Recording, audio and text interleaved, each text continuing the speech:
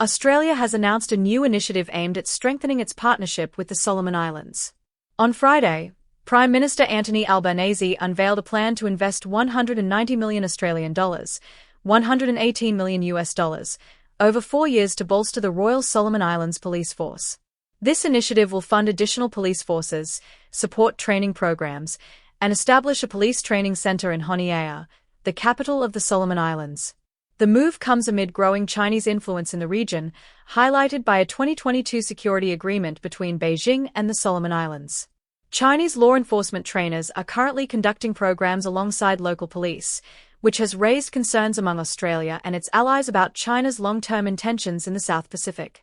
Albanese emphasized Australia's commitment to being the Solomon Islands' primary security partner, stating, "My government is proud to make a significant investment in the Solomon Islands police force to ensure they can maintain primary responsibility for security in the country." In a joint statement with Solomon Islands Prime Minister Jeremiah Manelli, both leaders expressed that the initiative aims to build sustainable security capabilities, reducing the Solomon Islands' dependence on external partners over time.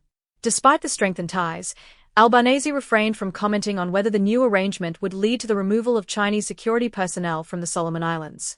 The Solomon Islands is a sovereign nation. They have measures in place, and we expect that to continue, he said.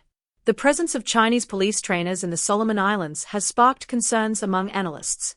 Pacific Islands expert M.I. Sora from the Lowy Institute described the agreement as beneficial for the Solomon Islands law and justice sector but noted that it does not signal a significant strategic pivot toward Australia.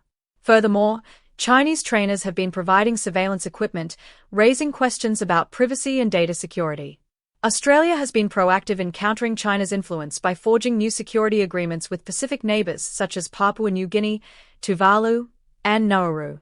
These agreements grant Australia veto power over any security arrangements those nations might pursue with third countries, including China.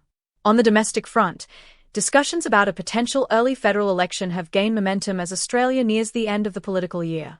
Early elections have historically been a strategic tool for governments, often called to capitalise on favourable political conditions or opposition weaknesses. Prominent examples include elections called by former prime ministers such as Sir Robert Menzies, Gough Whitlam, Malcolm Fraser, and John Howard.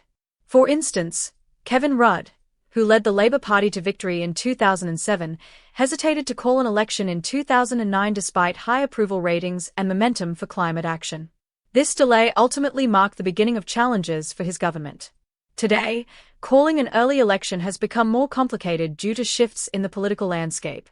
The rise of independent and minor party candidates, as well as a more prominent crossbench presence in Parliament, increases the likelihood of minority governments. Furthermore, voters' trust in leadership stability has waned due to frequent changes in prime ministers in recent years. Economic conditions also play a significant role in election timing. While Australia currently experiences high inflation and a strong labour market, the government's narrative of preventing a recession is facing scrutiny. Meanwhile, Opposition leader Peter Dutton has gained traction by promising to address inflation and cost of living pressures, though his policies lack detailed proposals.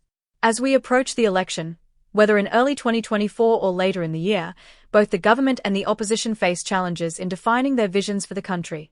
The government must convince voters of its achievements and plans, while the opposition must overcome the lack of specifics in its promises. Thanks for tuning into Aussie Pulse. Be sure to subscribe for more updates, and we'll see you in the next video.